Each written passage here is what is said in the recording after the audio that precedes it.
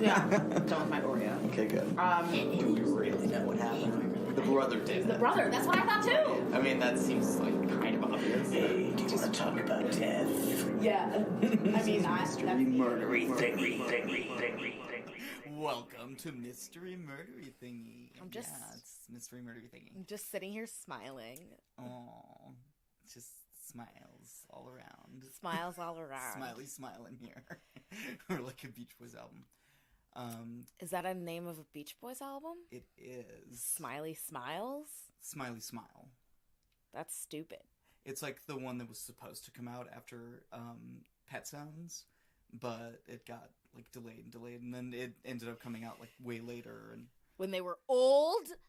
Yeah, Brian Wilson became like kind of a hermit. I don't know if you ever heard about that. Like the lead singer from the Beach Boys. Yeah. I'm a hermit. You are kind of a hermit. Yeah. You have some hermetic characteristics. So do you. True. We both have hermetic characteristics. True. Hermetic sounds like some kind of medical term. It's like a hermetic seal. You know. What's that? No air can come in or out. Oh. Yeah. Well, isn't that a seal? Just a seal? No, you could have a seal that swims in the ocean. You could have a seal. No, I'm just kidding. No, you could have, a seal that's not airtight. It's an airtight seal. Anyway, that's not what we're talking about. The That's what week. the We got so off topic. podcast is about. So very it's about quickly. It's about seals, different types of seals, homonyms of seal. Today we're talking about the government seal. Right. The seal of the great state of California. Oh God. No, we're well. Why California? I don't know. Just the first state I thought of, I guess. Which is funny because it wasn't Texas. What? A sin. Oh my God. Gonna have to have 40 lashes. No.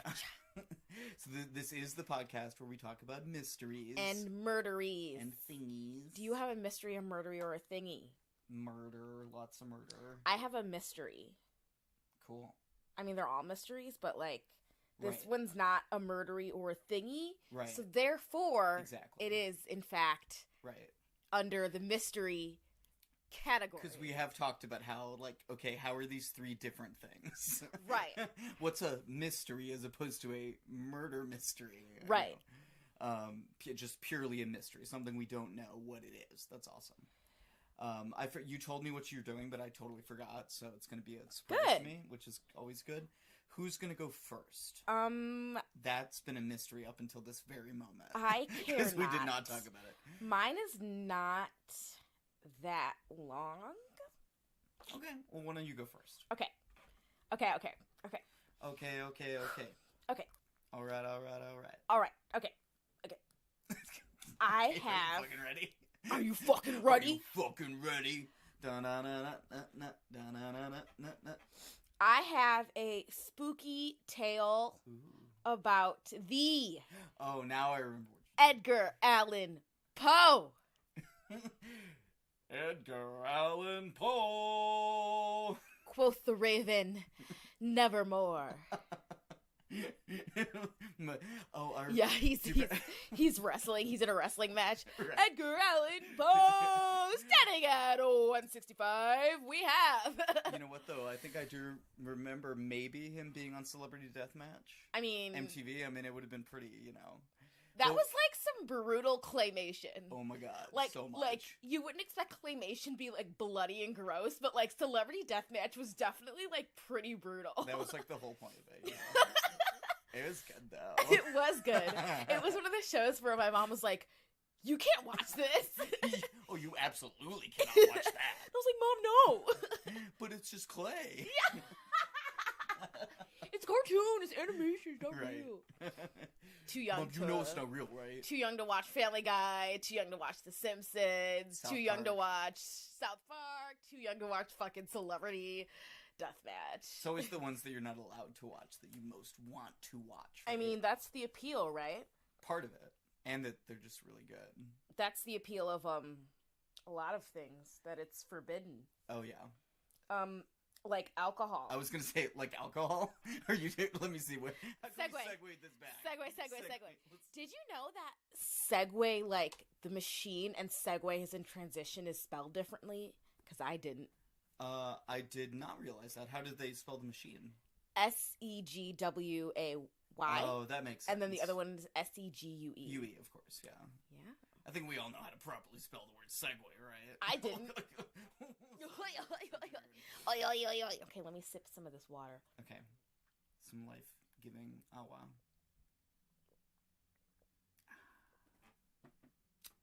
Okay. Let's talk about the life and the mysterious death of Edgar Allan Poe. So I know we talked about mysterious deaths before, but Edgar Allan Poe's death is very odd. Which I knew that there was something. We talked about this when you told right. me. I knew there was something weird about it, but yeah. I didn't know exactly what. And it seemed like he should have a mysterious death, just based on his like personality. Right. Well, Agatha Christie went missing too. I think I heard. She's about another that too. one. We'll have to do that at some point. Right. Right. Maybe I'll do that. It's like her novels came to life. Very weird. But so Edgar Allan Poe, he was actually born Edgar Poe in Boston, January 19th, 1809. So he was I actually learned a lot. I didn't know a lot about him, so this was a great research adventure. So he was actually one of the first authors to go and try to make a professional living as just a writer. He kind of made that type of thing popular. So his father abandoned the family right after he was born in 1810, and then his mother died of tuberculosis a year later. Very scary disease. Yeah. And so then he was taken to the home of John Allen in Richmond, Virginia. So John Allen was basically like this rich dude, pretty successful merchant. He gave him a home, and he named him, he also gave him the name Edgar Allan Poe, so like that's where that comes from. His name was John Allen. Oh, okay, right. That makes sense. His name was Edgar, yes, correct, right. yeah. Interesting. He sort of brought him into the family.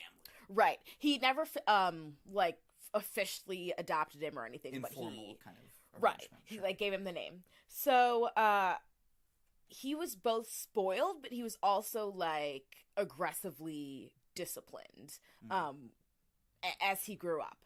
So, in February of 1826, he registered at the newly established University of Virginia, to study ancient and modern languages, but he dropped out after a year.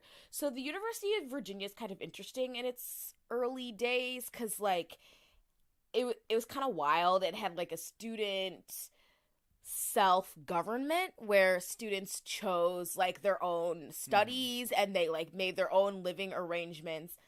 And I think it was Thomas Jefferson that started the university. Yeah, I believe that's true. Right? So during this time, he became estranged from his foster father due to gambling debts. So the University of Virginia had a lot of rules, but it was a lot of rules that nobody followed, like no alcohol, no gambling, no this, no that, the other thing. But I mean, nobody really followed them. Yeah. Like I said, it was like self-governed. So he also claimed that his father didn't, like, send him enough money for, like, textbooks and living arrangements, but his debts continued to increase even though he was sent more money. Sure. So he wasn't very successful in school. He returned to Boston about a year later, so after dropping out, where he had odd jobs as a clerk and as a newspaper writer. So that's where he kind of got his start. And at that point, he was switching from job to job, kind of struggling to be on his own and support himself. So that's why, I mean, I'm there right now. So that's why he enlisted in the Army in May. So he said he was 22, even though he was only 18, which I guess is pretty common. During this time, he also released his first book, a 40-page collection of poetry titled Tamerlane and Other Poems, but it wasn't very successful. And as we know, he was most famous for his influence on the horror genre and, like, gothic fiction and stuff like that. So he also he kind of focused on horror because that's what appealed to the masses at the time. It was very popular. He had a lot of recurring themes that dealt with like questions of death, such as like the physical signs of death and stuff like that, the effects of decomposition, premature burial, the reanimation of the dead, zombies and shit, and mourning. And so, yes? What's premature burial?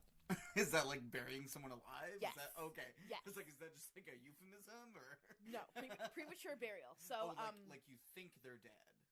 Right. Oh, okay. Right. Which, see. I guess in the 19th century was pretty common. I think people mistook. Maybe it seemed like it was. I've heard that's like one of the sources of zombie myths is that if you don't embalm a body before burying it. Oh, then right. It makes noises. The gases will expand and eventually it'll make noises. And that's where the comes from, right? So they thought it was like people that were buried, but obviously not. How sad. Yeah, it is. Can you imagine? Also very creepy. Like, he's alive? Like, oh no. Oh, that's so sad. But there have been some instances where they did think the person was dead and were going to bury or perform an autopsy or something, and it turns out they were not yet dead. Right. And then they sang the song from Spamalot, and it was fine. And it was fine. All is well. Was totally, everybody understood and had a good laugh about it. I've actually never seen Spamalot. Well, it's a good movie. I mean, a musical. Or the Monty Python. Monty Python. This Monty Python Quest version. For the Holy Grail, yeah. Also, I don't know if this is a myth, but I don't think it is, and I kind of hope it's not. They put like bells and like a string attached to it into the coffin. So if you were alive and they buried you, you could like ring it. Right. You could like pull on it. Clever. Yeah. Isn't that weird? I also hope that's not a myth. It's kind of reassuring. Even though like you would hope to not be buried premature, like buried alive, but like if you were, you kind of have like some hope. There's a safety bell. There's a safety button for you. But what if nobody's there to hear it? I mean, that's the thing. Also, can you imagine like walking around the cemetery, you hear like ding. You think people ding. just like took bells to the cemetery just to fuck with people? I mean, I would. You think Edgar Allan Poe did that when he was drunk? I mean, he did a lot of crazy shit when he was drunk. Right, okay, tell me about it. So, like I said, he had a big influence. Tell me all about it. Tell me all about it. It's a Billy Joel song that I'm singing. Oh, well, I made up my song. A lot of influence on the horror genre. And I think it's the Telltale Heart where the main character can't stop thinking about the guy that he buried under the floorboards and how like he can hear him and if you've never what just happened?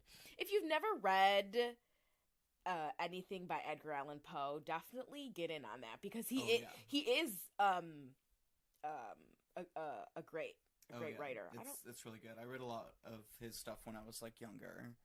Right. Yeah. Like the Cask of Amontillado. That's one of his. That's one of the more famous ones. But I think I got into it because of The Simpsons. Like, What do you just mean like you got into it because of The Simpsons?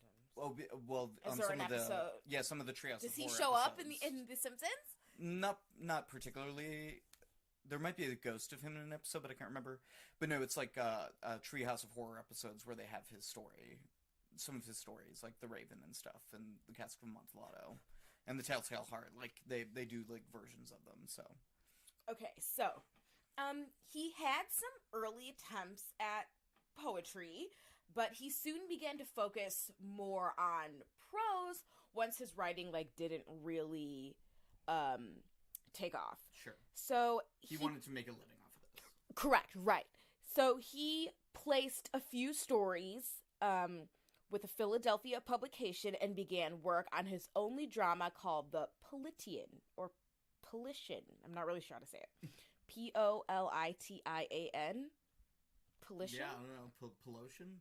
Polition? I don't know. In October of 1833, the Baltimore Saturday Visitor periodical awarded him a prize for his short story MS, Found in a Bottle. It was this story that brought him to the attention of this other rich dude named John P. Kennedy. So he was actually both a successful novelist and a Whig politician from Baltimore. Mm-hmm. And he helped Poe place some of his stories in the Baltimore Saturday Visitor. So it also introduced him to this guy named Thomas W. White, who, hold on, what just happened here? My computer's being really weird. Come on. Come on, little buddy. Come on, pal. It's old. She's old. Okay. Are you gonna edit this? No. I wasn't planning on it. This is where we're at right now. Please excuse our technical difficulties during this live tape performance. It is live. So, live to tape. Yes, so he helped Poe play some of his stories and introduced him to... What was his name again? John P. Kennedy. Okay.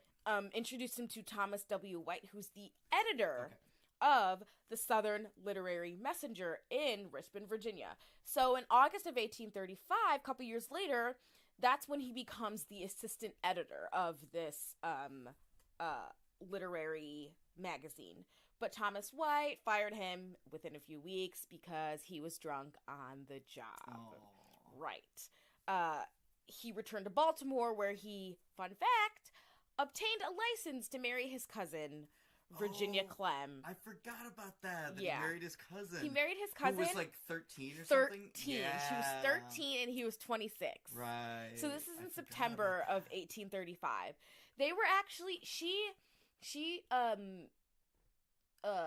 is probably one of his most, I think he had 3 or 4 wives and many lovers.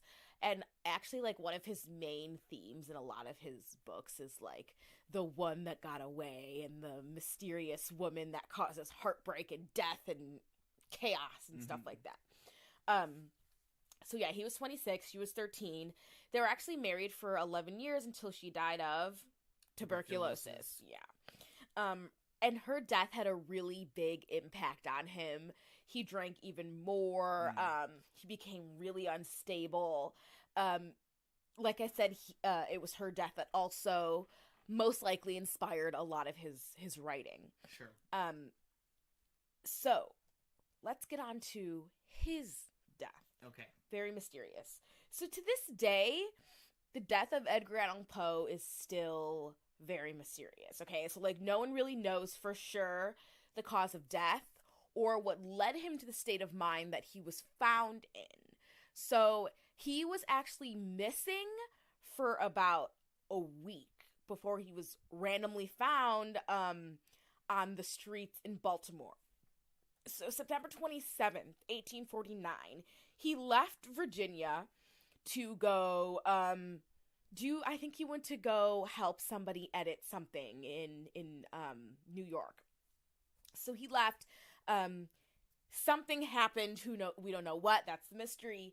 And he was found October 3rd, delirious, totally out of it, in a place called Ryan's Tavern in Baltimore. A printer named Joseph W. Walker sent a letter requesting help from an acquaintance of him, Dr. Joseph E. Snodgrass. Okay. Snodgrass. So his letter to Snodgrass reads as follows.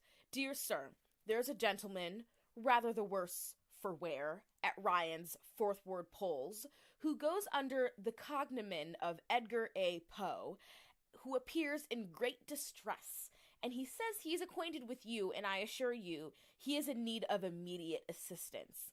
Yours in haste, Joseph W. Walker. So, yeah, he was in really bad shape. He's described as having a terrible appearance, messy hair, dirty face, quote, lusterless and vacant eyes, totally out of it, mumbling to himself. really bad state of mind. His clothes were dirty, totally worn, they didn't fit well. It's possible that the clothes he was wearing weren't even his own.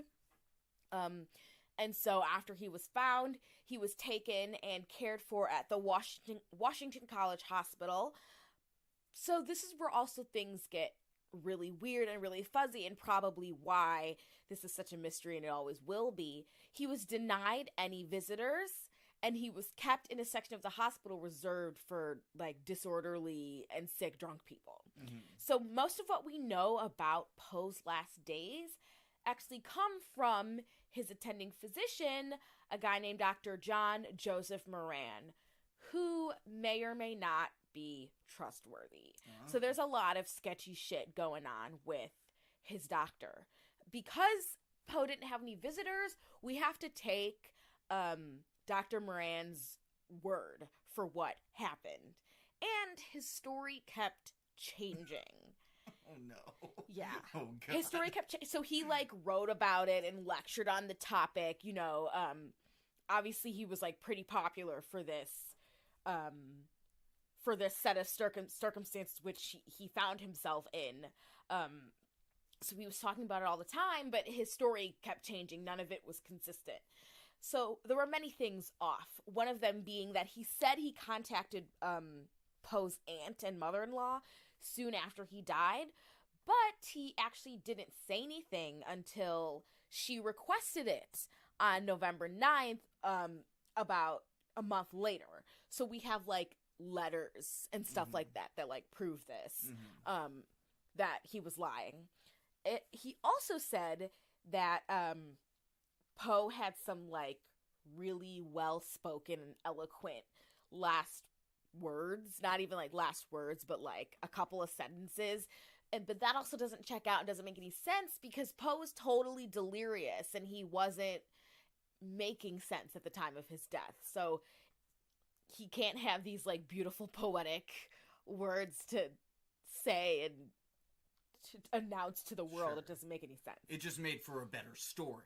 Exactly. I think a lot of the big thing here was the story factor and the attention that Dr. John Joseph Moran was getting. You know, what's interesting to me is that this is, like, something we continue to see, right? Like, Michael Jackson's doctor, you know, whomever, right? The latest celebrity who's died, the doctor who did the autopsy or was their physician or whatever becomes, like, a minor celebrity for a while. I didn't realize this stretches, like, all the way back to the 1820s. Right. Which is pretty crazy. It's crazy.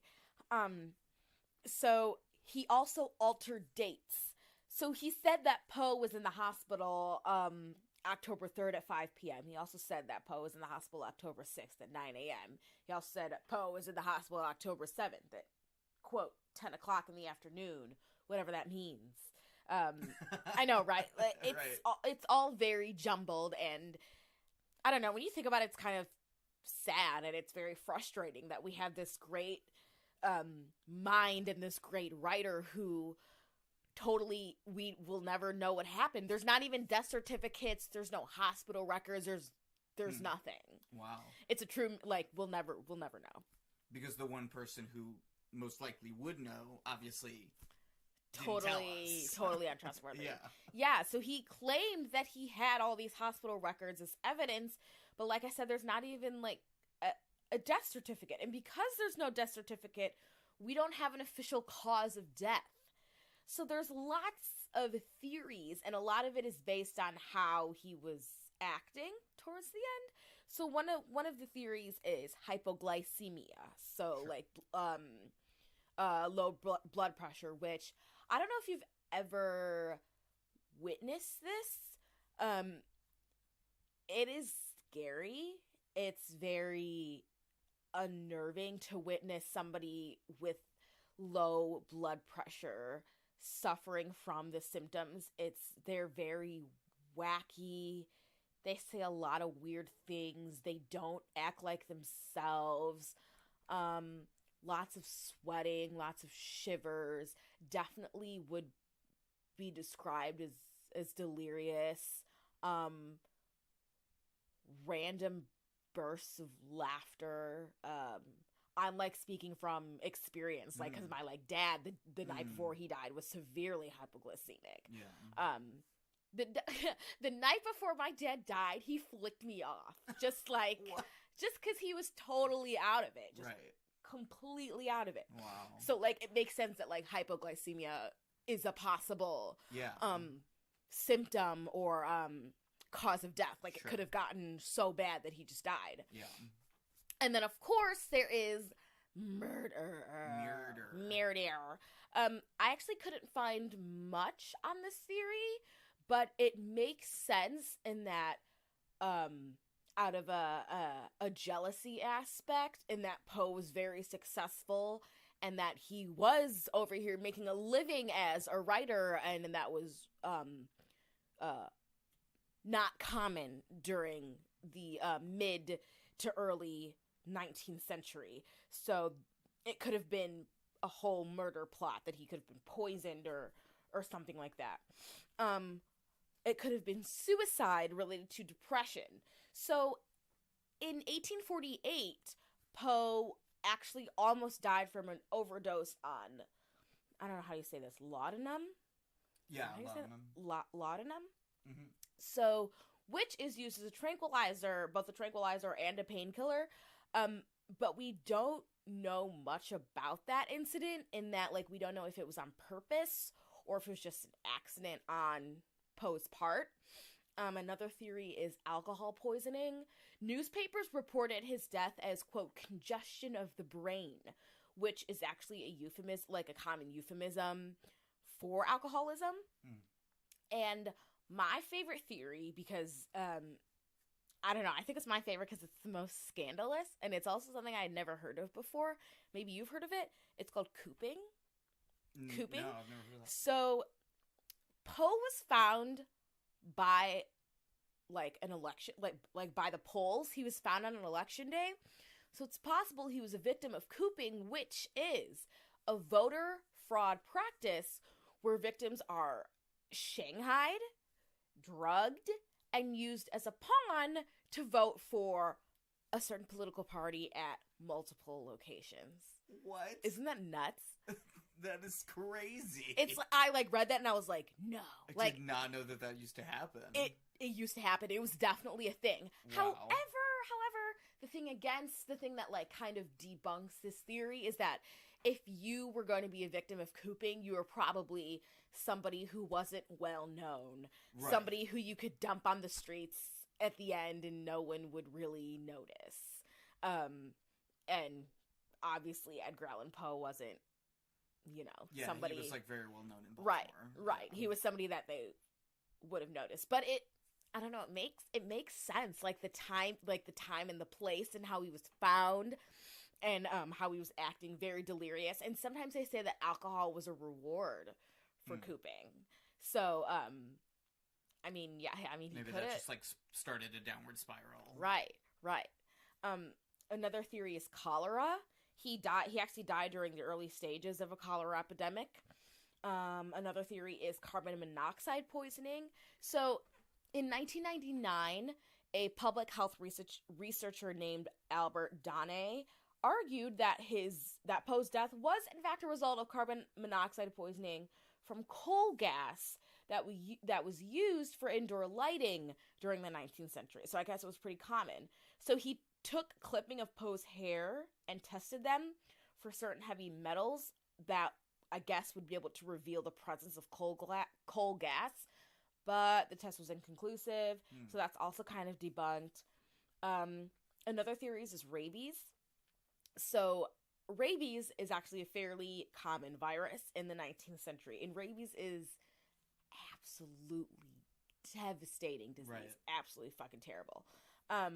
In 1996, Dr. R. Michael Benitez participated in like a clinical conference where doctors are given like anonymous patients, like with just initials, along with a list of symptoms. And so those doctors had to look at those symptoms, and they were instructed to diagnose what like the cause of these symptoms were and the cause of death, and they had to compare it with other doctors as well as written record. So like I said, Poe was described as being lethargic and confused.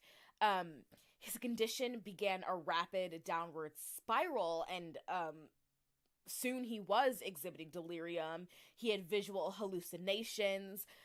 There were wide variations in pulse rate, and there was rapid shallow breathing. And within 4 days, which is the median length of survival after the onset of serious rabies symptoms, he died. So the doctors looked at these symptoms, and they looked at this list, and they concluded that it was rabies. So that's also another possible cause of death. So in the end, we really don't know. I mean, and I don't, like I said, I don't think we'll ever know for sure what happened in that mysterious week that he was missing and that no one heard from him.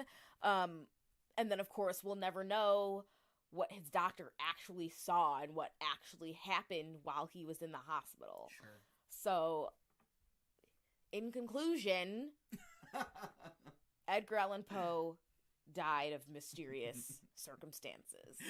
I like that you ended that like you were giving a reporting class. In conclusion, I would like just to say in conclusion to my report today, Edgar Allan Poe. it has to be like a certain word count in a certain time. Right. In conclusion to today's report on the mysterious death of Ladies, author, writer, poet Edgar Allan Poe in the 19th century. Good. You did it exactly right. A plus? Good job. A plus. High five. Team Mystery. Go Team Mystery. Okay. Yay! Yay. Okay, so mine, it's a lot more murdery, and it's a lot more not as lighthearted, even though you were talking about a death. I'm doing more Midwestern murder, and I'm just focusing on one case this time because it's a biggie. It's very murdery, and Is it's this part 2 of the. This is my sort of part 2 of the Murdered in the Midwest little series here, and I am doing an unknown serial killer called the Oakland County Child Killer, which you can tell from the name, not going to be a happy story. Things don't turn out well. And it's a mystery? And it is very mysterious. Very mysterious. So I think the serial killer ones are the most... because you'd think there's multiple people, there's all this evidence, and... Yeah. Okay, go. Okay. So, this is Oakland County, Michigan. Okay, so just to clarify that. In the mid-1970s. And just as kind of a sidebar before I get started, why were there so many serial killers in the 70s? Like, why was this, like, the golden age? Or is that just, like, a misconception? It's not, no, right? I mean, I don't think it is. We look at a lot of murder mystery stuff, right? We consume a lot of murder mystery media. It's a thing, right? Why?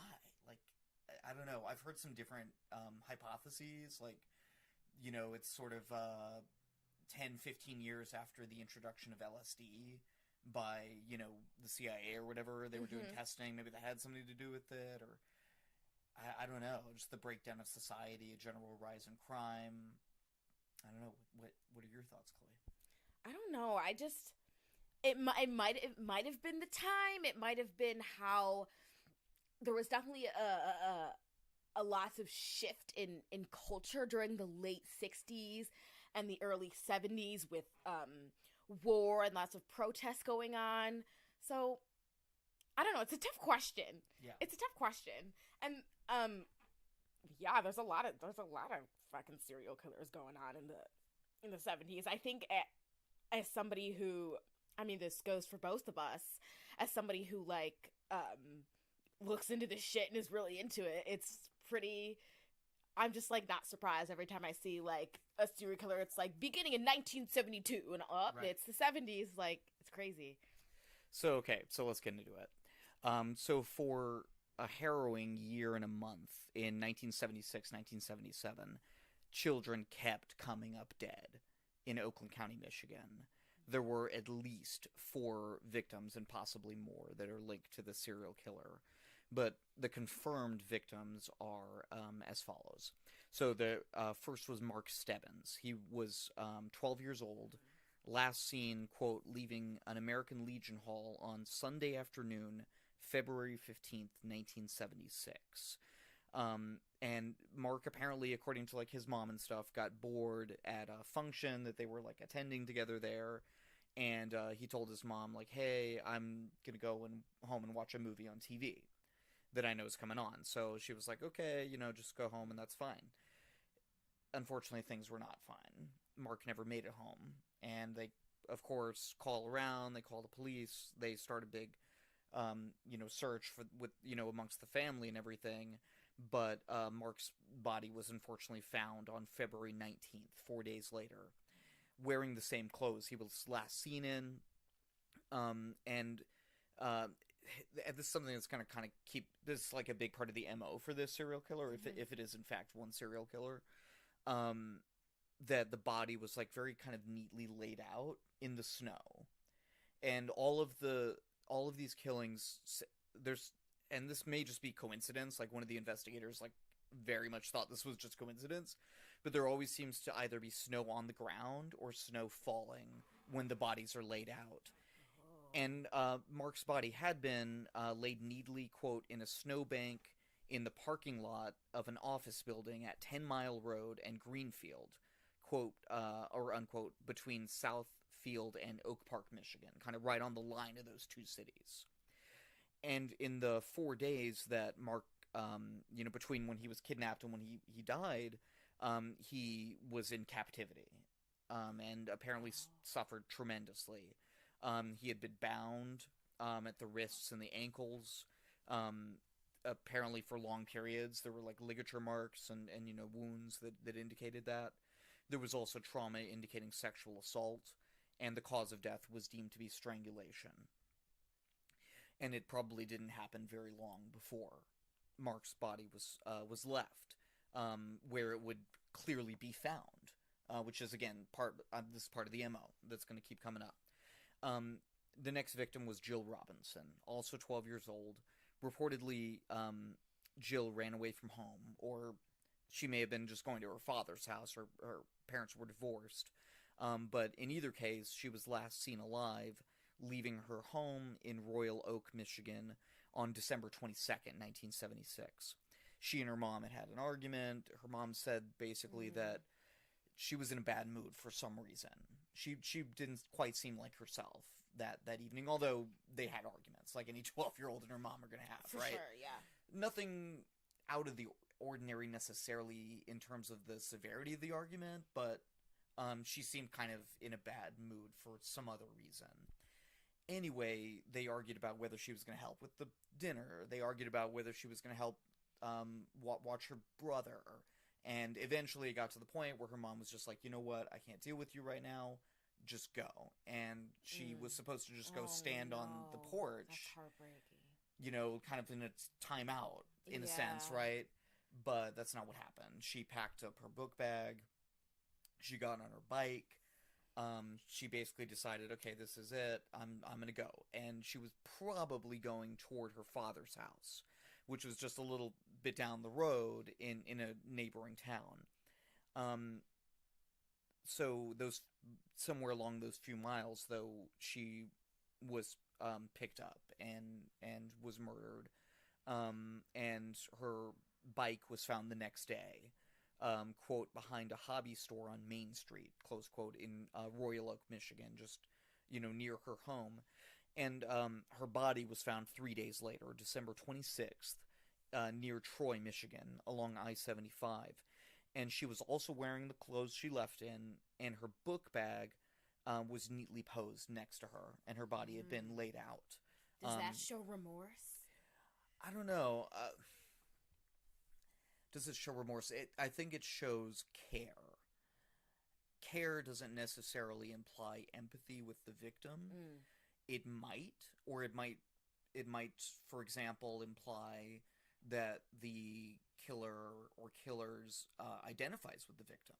Perhaps this whole thing is, in their minds, some kind of retributive act for trauma that they suffered when they were a child, and that's been locked in their minds, and it causes this, this cycle of thought to where you know, and we've talked about this before, right? The cycle of violence. You go from you know, thoughts of violence more generally, or you know, a sort of a bad feeling that's more kind of ineffable, to more and more concrete, right? You start thinking about scenarios of violence, then you start ideating violence in the sense of particular acts that you might cause to occur against another person, and then you find a person, and then you commit the act.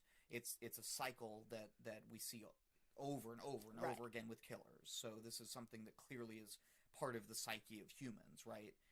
And you know, it's interesting to speculate, but and we'll see this too, that there's just very little to go on in terms of profiling. But I'll get to the profiling towards the end. Okay.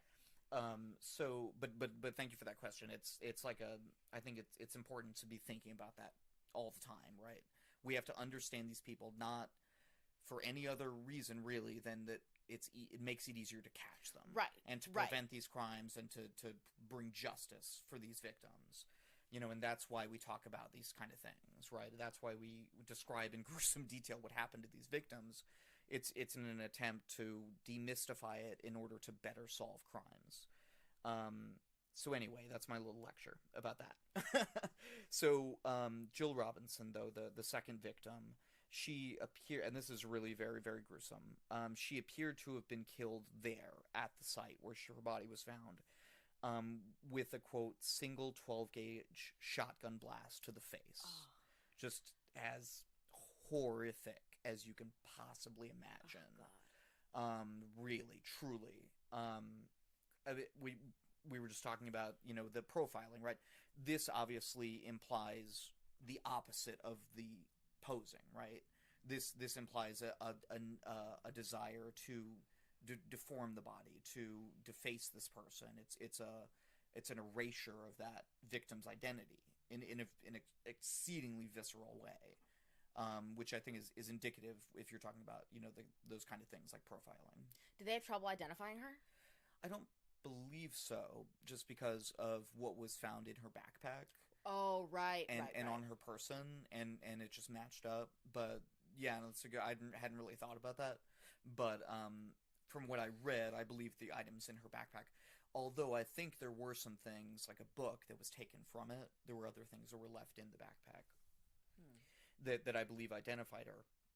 And this is really very creepy, this next part. So Jill Robinson mysteriously had, on many occasions, expressed an irrational fear to her mother that she would someday be killed by a man with a gun next to a highway.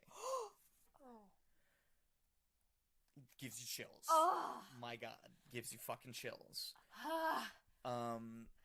Now, we don't know, right? We don't know if that was some kind of premonition, or if maybe even creepier, right? If somehow this fact was pried or was told to the killer by Jill, and therefore the killer somehow wanted to fulfill that fear and therefore committed the crime that she thought might happen. I mean, those are really the two possibilities, I suppose, or just pure coincidence. Right, because this one's different than the other ones. It in that respect, yes, we'll see that it is unique in this set of victims. And the next victim, Christine Mihalich, went missing on Sunday, January 2nd, 1977. So just after the start of the new year, 1977. And she was last seen alive when she went to a store that day to buy a magazine. She had been, you know, it was the weekend, right? It was a Sunday, so her kind of little project for that day, right? Christine's little project for that day was pasting up some pictures of her favorite celebrities up on the wall, the Beatles and, you know, whoever, right? That's what her mom said she was doing, and she wanted basically to go to the store, get some more pictures to paste up on her wall. So her mom didn't normally let her walk to the store alone. She was only 10 years old. Of course, this is the mid-70s when they didn't really care that much, right? Or this one, like, it just started to turn, actually, because of things like this. But her mom said that because Christine had done a favor for her earlier in the day, she felt like, okay, I'll give you a little more leeway. Mm-hmm. And she did what she didn't normally do. She let Christine walk by herself to the store. These are all very fateful. Does Very that make fateful. sense? Yeah, like the other, like the first one was, oh, we're in a fight. Go sit outside, and she left. And this one was, oh, I'll let you go to the store by yourself this time. Right. And, oh man. And we'll definitely get into the suspects later, but that's why I think these must have been random killings. Like, people talk about, like, oh, was it a person connected to the families who, you know, was trying to get some sort of revenge, or were these planned attacks, or were they random attacks? I think clearly they must have been random, because who would have known, right, that Christine's mom was going to let her walk to the store that day, Right. or right. that Jill was going to have enough of a huff with her mom and be in a bad mood that she was going to ride her bike to her dad's house on that day. Yeah. You know, so yeah, it is interesting that they all sort of hinge on coincidence to some extent. So the clerk at the store did recall seeing Christine buy the magazine, leave the store, so she got there and she left. But we're not sure what happened after that. When she didn't come home, after about 3 hours later, her mom reported her missing, was calling around, calling the police. A search was undertaken, and the worst was feared. But unfortunately, Christine was not found alive. She was found 19 days later. Her body was by a mail carrier named Jerry Wozni. And by this point, they knew something was up, right? So they had told the mail carriers, like, be on the lookout. Oh, For missing kids, be on the lookout for weird guys, or whatever, just have your eyes open. And Jerry, ended up being the person who found Christine's body. And again, it was laid out in the snow by, quote, a rural road in Franklin Village, close quote. Her eyes had been closed. Her arms had been neatly folded across her chest. And she was within sight of nearby homes. Oh, and I think I forgot to mention that Jill Robinson's body was found within sight of a local police station. Oh, yes. So this person's got balls. There's something, it seems like, again, if we're talking about profiling, it seems like it's important to this killer or killers that the body be found quickly and that there be some element of presentation and risk in terms of displaying the body. That seems to be important to this killer for some reason, right? Of which, of course, we have no fucking idea. But again, if you're going to do these kind of things, who knows what's going through your mind, right? If it seems rational to you to kill a child, which, I mean, how can you even imagine, right? It turns your stomach. It's beyond imagining. Then what else can seem rational to you? And that's what makes it a little bit hard sometimes to tease out the importance of different aspects of a crime or crimes like this. Christine had died of smothering, asphyxiation, I suppose, probably in the day before she was found. So again, soon, relatively before she was found. And of course, that indicates that she was held for about 3 weeks. Although I didn't read too much about what they think probably happened, but it's best, I guess, not to be left not thought about, honestly. We can only get so dark, right? Yeah. Let's leave it, Let's leave it where it is. Yeah, we don't need to get into that at all. The last confirmed victim of this set of victims was Timothy King, 11 years old. Timothy was an active 6th grader, involved in hockey, very interested in science. He and his parents had actually talked about what to do if he was approached by a stranger, because of all of this crazy stuff that had been going on. And of course, there's not only these victims, there were other kids who were going missing, other kids who'd been killed, just not with this particular MO. So this was in the news, it was in people's conscious. Okay. Very, very much. Okay. People were aware. And they had started saying, maybe stay home, maybe don't go out by yourself, but it hadn't quite gotten to that point. And Timothy King, he was 11 years old, he was in 6th grade. He was an independent kid, so, they felt like the talk was enough, right? Mm-hmm. And he was last seen alive when he borrowed, quote, 30 cents from his older sister and left to go skate to a local drugstore, the Hunter Maple Pharmacy on Maple Road in Birmingham, which is apparently a pretty nice suburb of Detroit, to get some candy at about 8:30 p.m. on March 16th, 1977. And Timothy's parents were actually having dinner in a restaurant across the street from the drugstore, which is pretty creepy to think about as well. And he was last seen, for some reason, leaving through the back door, which opened up onto a parking lot. Well, maybe he was following someone. Maybe. I mean, it's pure speculation, right? Right. But by this time, you know, when they first found out that he went missing, people were extremely panicked. You know, because of, again, everything that had happened over the past 13 months. And, you know, that this was yet another person who had gone missing, and, again, the worst was feared. Timothy's parents made a tearful, you know, appeal, as we sometimes see in these types of cases, you know, on TV, you know, with the police there to, you know, whomever had taken their son. His mom promised to give him his favorite meal, Kentucky Fried Chicken. You know, and I think part of that is if the killer or if the kidnapper is holding that person, right, or has killed that person, humanizing them. You use their name. You say personal things about them. It's very uncomfortable. Oh, I can it's so see, of cringy. course, you know, I can see you literally cringing Yeah. right now. But again, you do that to try to humanize this person. If you can cause that perpetrator to see the victim as a human, then it makes it more difficult to commit the crime. Whereas if they're able to dehumanize them, then it makes it easier. This is the oldest story in the book, right? If it's a person, it's hard to hurt that person, because in the end, people want to help people. Yeah. Almost entirely. Obviously not this person or people, but most people. I mean, I don't know. I try, even in these dark stories, I guess I try to just find some humanity in it, right? Some shred of goodness that we can hold on to. And things like that, you know, even though it's very sad, you know, thinking about this victim, Timothy King, his mom, his dad, who has fought so hard in the decades afterwards to find the truth, actually, as we'll talk about it in a minute. Let's think about those people, right? Not the perpetrator. I mean, yeah, it's important, just like we talked about earlier, it's important for the reasons we talked about.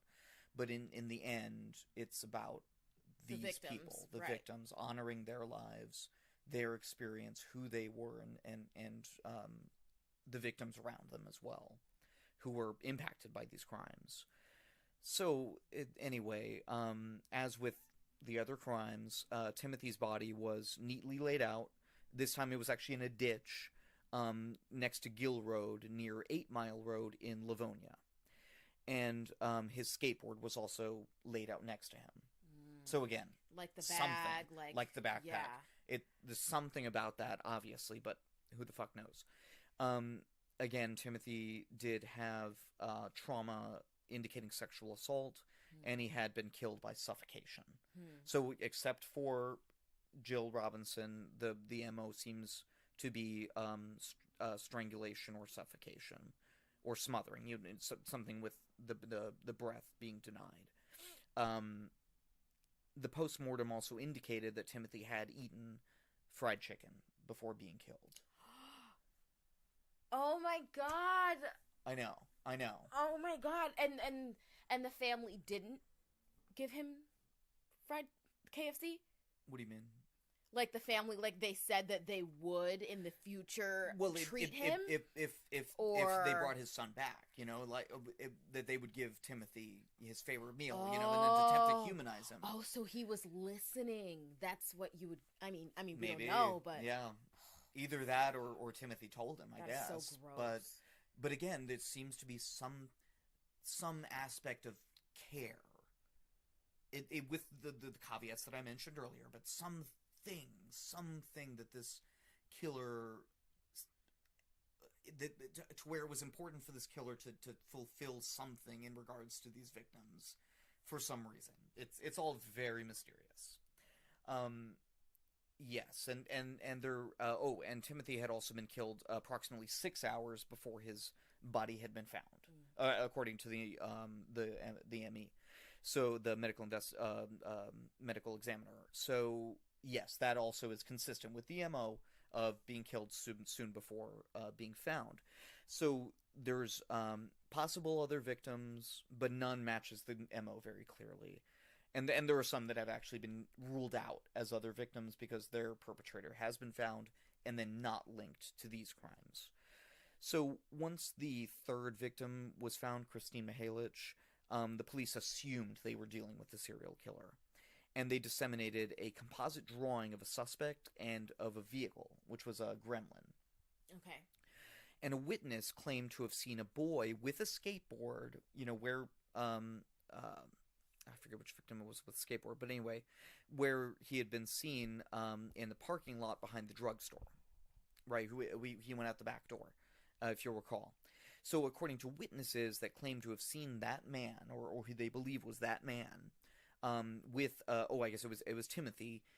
He was a white male between 25 and 35 years old with a shaggy long hair, and sideburns.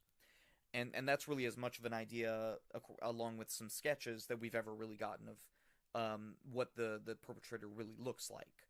So authorities hypothesize that the killer may have been impersonating an officer or a doctor, something like that, to gain the trust of the victims. And we've seen this many times, famously with Ted Bundy, but many other times.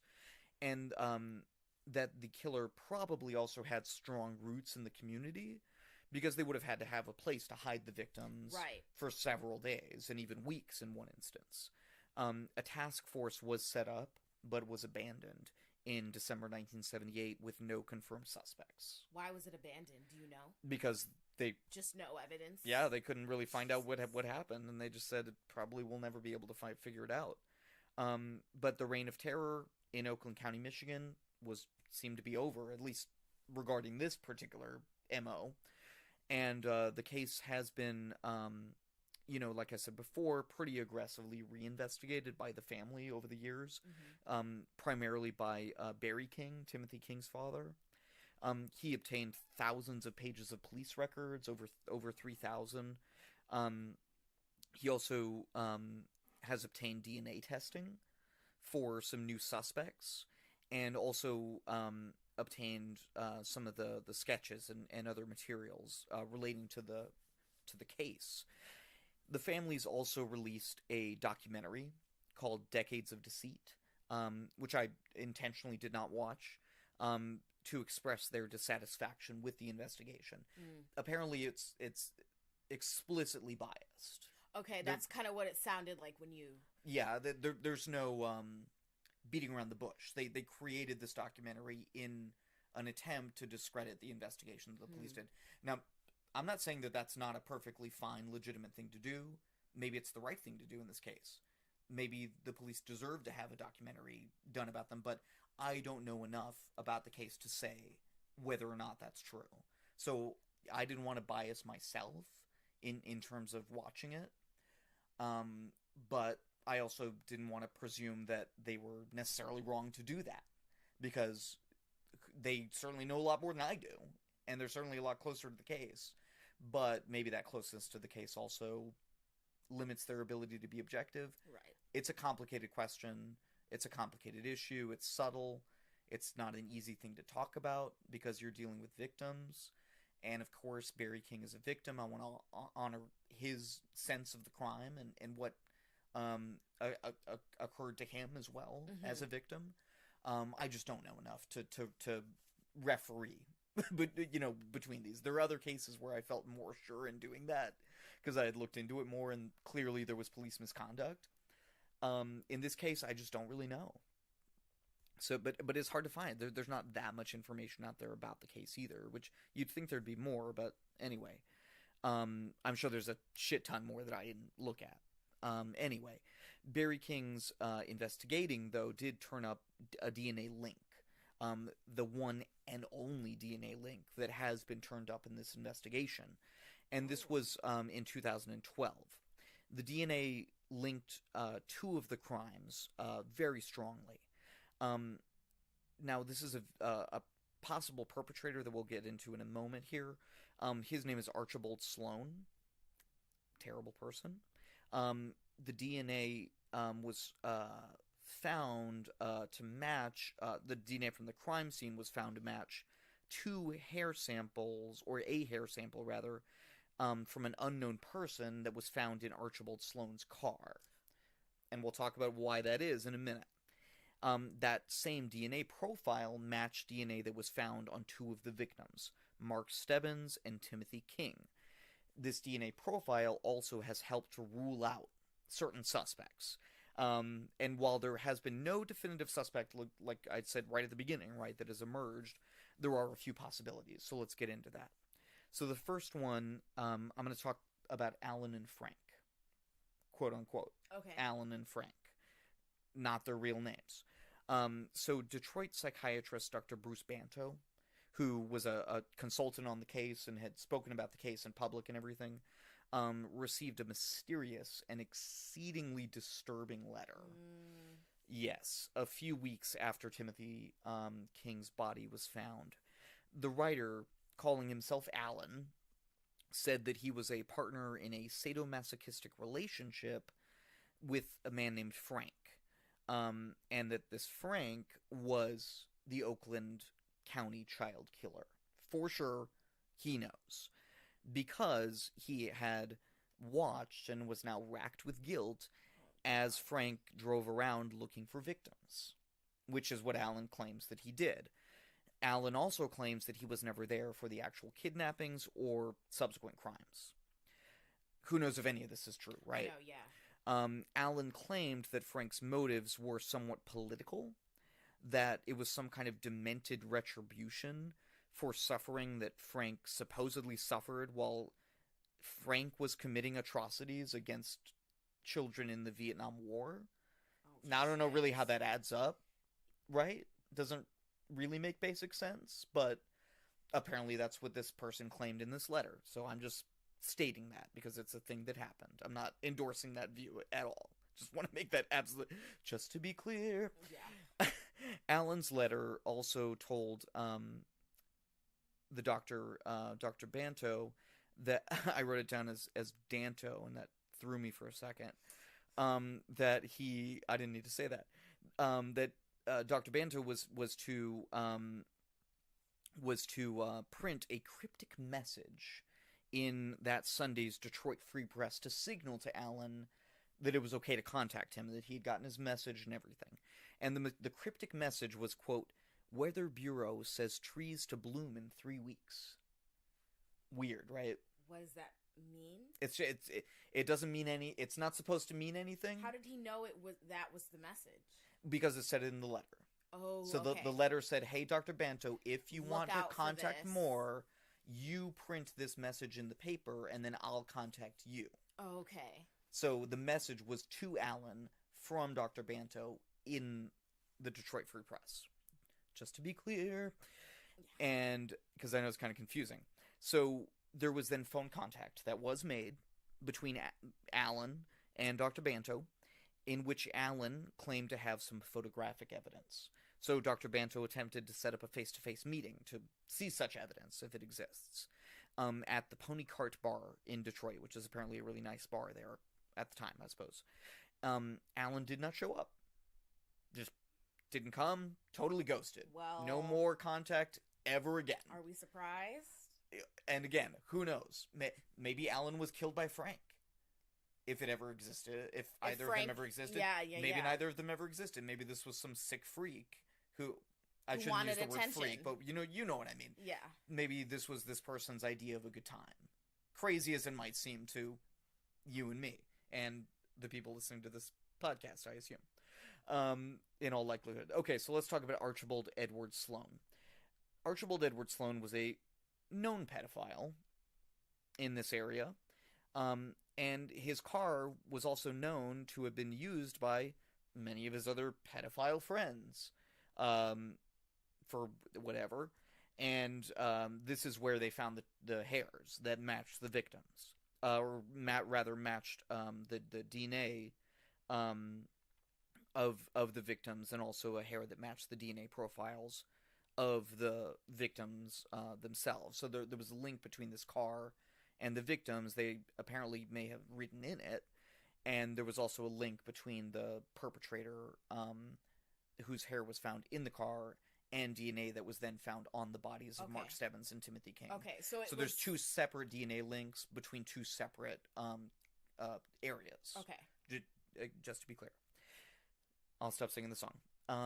However, given the limitations, kind of inherent here, that we don't know whose DNA profile it was, it's hard to really, like, help that to pin down a But hey, I don't know. Maybe with the genealogical DNA thing now, maybe they'll do that with this. I know, that's what I was thinking. Like, that there's the DNA, there's a little bit of hope there, right? I mean, at this point, if you work as an investigator and you have a DNA profile and you don't know who it is, if you're not doing genealogical DNA or thinking about it or like in the process of trying to do it, you're not doing your job right. Right. Like, right. that is what you do now. That is protocol. It's just been so successful.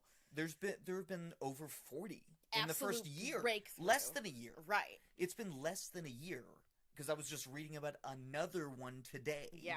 Literally today. And it hasn't even been a year since it was used to catch the Golden State Killer. And there have already been like 40, 45. It's crazy. So yeah, we gotta get on that. And reduce the DNA backlog. So there's hope with this one. There's some hope, perhaps. Okay, next possible perpetrator was a guy named Chris Bush. Not a good dude. He was in custody for child pornography. Ew. And he was in that custody soon, but he was then released soon before Timothy King, the fourth victim, was killed. Chris Bush committed suicide under somewhat mysterious circumstances in November 1978, so soon after the crimes occurred, relatively soon, and he reportedly had a drawing that looked like Mark Stebbins, the first victim, pinned up in the room in which he committed suicide. Oh. So it's not like a very strong link, it's sort of speculative. Yeah. But it's something. And people have done a lot of speculating about him and whether he may have been involved in these crimes. Okay, the last suspect, I'll say right at the beginning that this suspect has actually been ruled out by DNA in 2013. Okay. But I just had to talk about it. It's John Wayne Gacy. Well, he's always on there. You never know. He killed so many people. It's crazy. And who really thinks he didn't kill more people than we know about? I mean, if you killed a bunch of people and put them in your under your floorboards and then had parties, like, I mean, come on. Like, what are you not capable of? You're nuts, John. You're not right in the head, John. Anyway, apparently he was a pretty good clown, though. No, John Wayne Gacy joke? No, doesn't fly. Okay, sorry. Gross. That was in bad taste. I'll say that was in bad taste. Gross. Okay, sorry. I apologize. Forever about everything. So, for a long time, though, people did think that John Wayne Gacy may have been involved in these crimes, and he was known to be in Michigan at the time that these crimes occurred. So, it is actually plausible that it could have been him, and it does match his general MO. Young victims, sexual assault against the males. There was not apparently definitive proof of sexual assault against either of the young female victims, although there may have been. Binding and torture, of course, and then the brazenness, the laying out of the bodies, the posing, the doing it sort of in public in a sense. This all kind of sounds kind of like John Wayne Gacy, right? But it apparently was not. So this clearly will remain a mystery, but there is, like we talked about earlier, that hope of, unknown DNA profile. Well, let's see, does it match anyone on GED Match or any of the other, sites? And, can we figure out who this may have been? Do that investigative work to find it out. So we'll see. But, yeah, until then, this is really, I think, one of the biggest unsolved killing, murder cases that we have in this country. Yeah, and I can't believe I've never heard of it before. I was just about to say that. Like, I don't think I've ever heard of this one. There's so many. I know. So there's fucked up. so many. But this was the biggest manhunt up to its time in American history. Wow. So, according to one of my sources. So, yeah, I don't know. But that's pretty much it. that's my story for this That was week. a good one.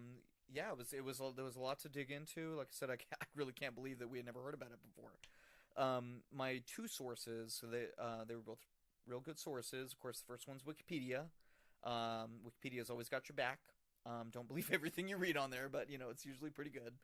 The other one was a radio program from 1977 by David Newman called Winter's Fear, which was on what was then known as WXYZ Radio, a PBS station, and it actually won the Peabody Award for excellence in radio. So very, very good program. I would definitely recommend listening to it. It's all on YouTube. It was put up by this lady who inserted some of her own theories and stuff in visuals as it's going by. It's kind of interesting to watch. Some of it, she's very into the John Wayne Gacy idea. This is before the DNA evidence came out.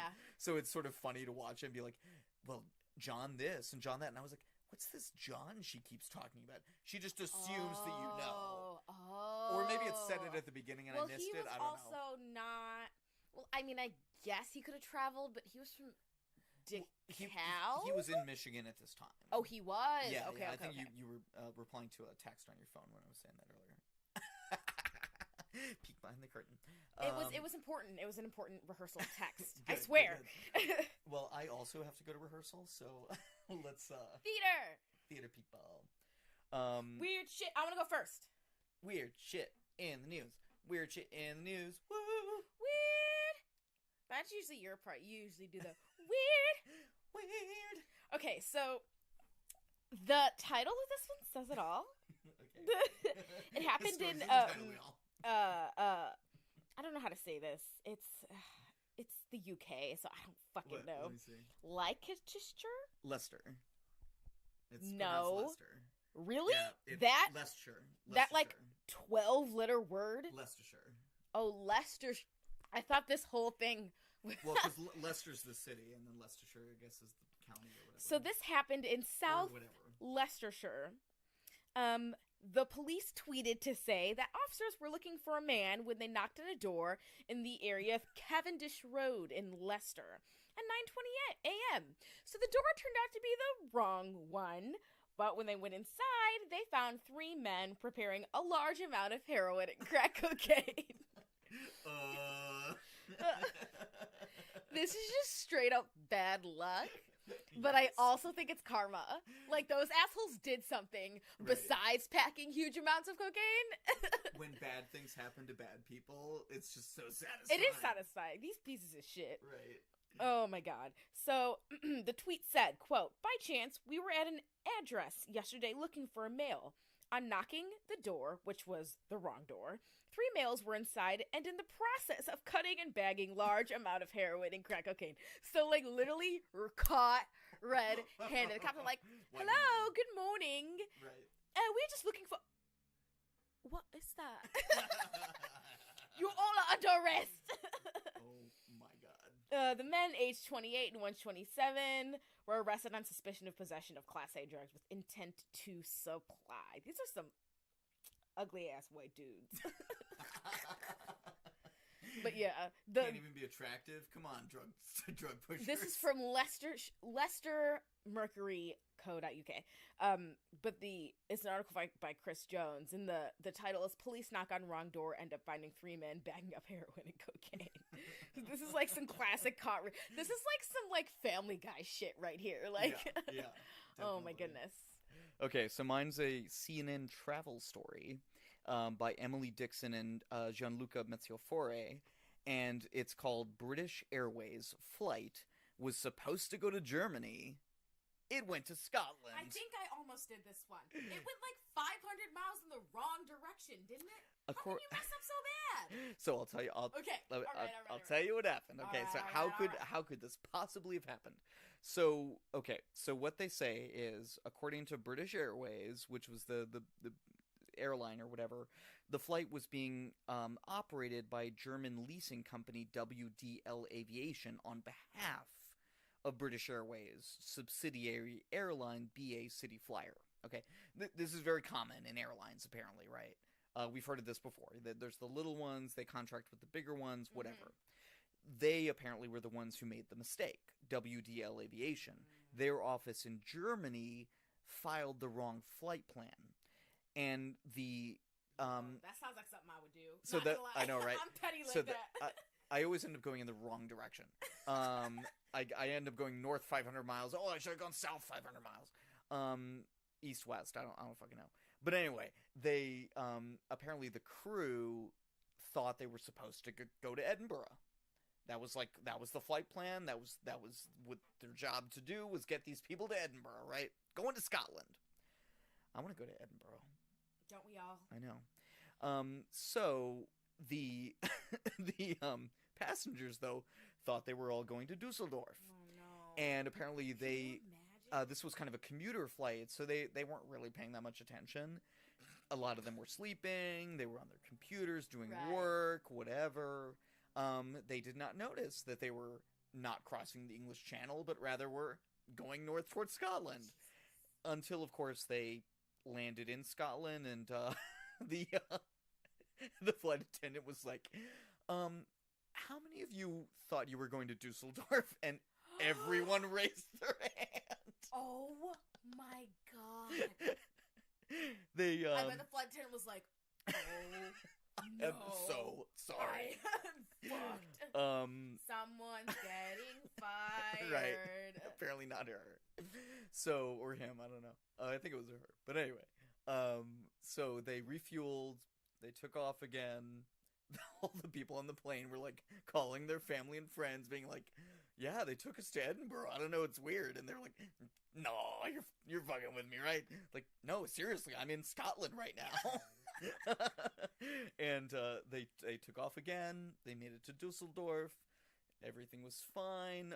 Here's a quote from one of the passengers. Quote, "Most of us found this situation quite funny," Jabo said. At least they were in good spirits. People were on phone calls trying to convince everyone that they've arrived in the wrong city. Another passenger on the flight, Sun Tran, told CNN, quote, "Most passengers sleep or work through this flight. We only realized we were in Scotland once we descended on approach and asked the crew." Right. So anyway, they apologized.